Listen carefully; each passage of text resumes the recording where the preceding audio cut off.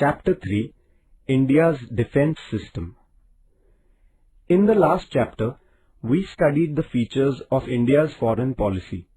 In this chapter, we shall study India's defence system. When there are conflicts between nations, the territorial integrity and sovereignty of these nations is threatened. Sometimes the conflicts between nations are not resolved peacefully. They may even lead to a war. Therefore, it becomes very important to protect the unity and sovereignty, even the very existence of one's country. For this purpose, every nation has to maintain well-equipped armed forces. The paramilitary forces also have to be kept ready to complement the armed forces. It is imperative that the machinery that takes care of the country's defense must be modern and up-to-date. These measures constitute the national defense. The protection of a country is the responsibility of its government, and it is the responsibility of the citizens to participate in it. If the defense system of a country is strong, it provides a conducive atmosphere for the development of the country. The nature of India's defense system. The Indian defense system includes the armed forces and other organizations related to defense. The Indian military consists of the Army, Navy and Air Force. The headquarters of each of these three forces are in New Delhi. The President of India is the head of the Indian Armed Forces. He or she is the Commander-in-Chief of all the three forces, namely the Army, the Navy and the Air Force. The Prime Minister decides the defense policy in consultation with the Cabinet. Since defense as a subject falls in the Union list, the Union government has the authority to take decisions regarding security issues. The Ministry of Defense of the Union government carries out all functions relating to the security of the nation. The head of this ministry is known as the Defense Minister. The Political Affairs Committee, Committee on National Security and the National Security Council are three bodies that help the government in taking decisions about defense. Army. The main function of the Army is to protect the land borders of India. The Army consists of the infantry, artillery, armored corps, etc. The Chief of Army Staff is known as the General. Navy. India has a coastline of about 7,517 kilometers. The responsibility of protecting these oceanic borders lies with Indian Navy. The Chief of Naval Staff is known as the Admiral. Air Force. The Air Force has the responsibility of protecting India's airspace. The Chief of Air Staff is known as the Air Chief Marshal. The chiefs of the three forces are appointed by the President. Training institutes. In order to strengthen and reinforce India's defense system, officers and soldiers are given training. This training helps to increase their level of confidence and efficiency. This training helps them to adopt defense-related skills. Training helps to nurture an attitude of commitment, patriotism and team spirit. Now, many opportunities are available for women too in the Indian Defence Services. There are several training institutes which train officers and soldiers. Some of the important training institutes are the National Defence Academy at Pune, Indian Military Academy at Dehradun, and the National Defence College at Delhi.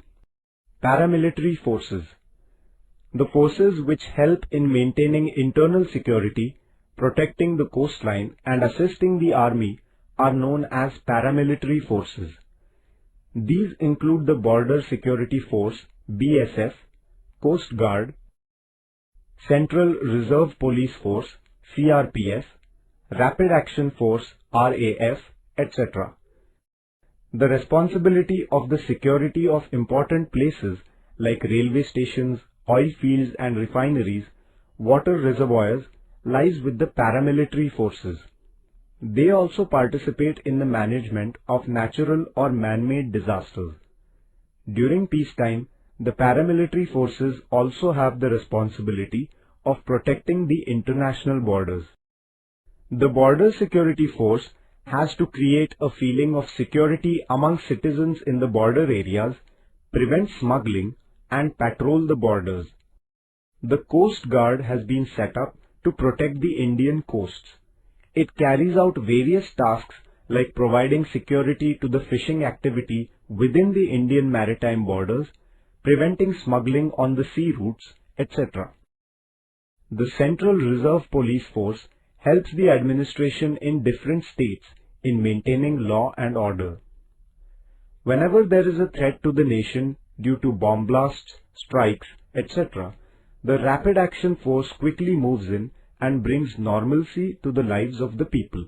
The National Cadet Corps has been instituted to imbibe discipline and motivation for military training among the students in the country. Boys and girls from schools and colleges can join the NCC. Home Guards. The Home Guards organization was raised in the pre-independence period. Citizens can join the Home Guards to assist in the defense of the nation. Any person in the age group of 18 to 50 years can join the Home Guards. The Home Guards have to execute several tasks.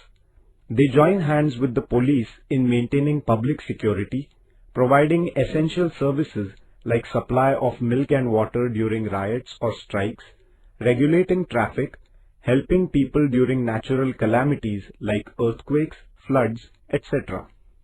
Citizens and defense. Air raids and missile attacks during wars can devastate entire cities.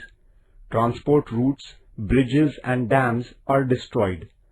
As a result, civic life is disrupted. At such times, citizens should not panic. In fact, they should not let such situations affect their morale, because their morale and cooperation have a direct bearing on the might of the armed forces. Citizens can play a great role in national defense by supporting the forces. National security is our prime duty.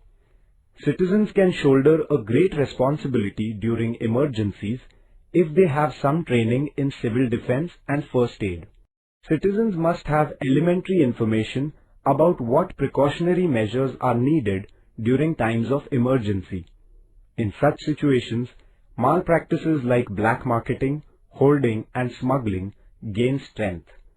There are instances of vandalism and thefts. Citizens must firmly stand up to them at such times. If they cooperate in this way, the security of the country can remain intact. The security of the nation is dependent on the courage and strength of the armed forces and the cooperation and support of the citizens. Citizens must always bear this in mind. The challenges before India's security. In the post-independence period, external forces tried to threaten India's security. There were instances of war between India and Pakistan in 1947-48, 1965, 1971 and 1998. In 1962, China had attacked India. Even today, there are many disputes between India and Pakistan. For example, the Kashmir issue, water sharing dispute, the problem of infiltration, etc. The border dispute with China is a challenge to India's security. In spite of all this, India has always taken the lead in resolving her disputes with the neighboring countries through peaceful means. Today, the biggest challenge before India's security is terrorism, and our country has been trying to wipe out terrorism. India has been supporting the efforts at the international level to root out terrorism. There is linguistic, religious and regional diversity in India, but we have preserved our unity within this diversity. We must protect and nurture this unity.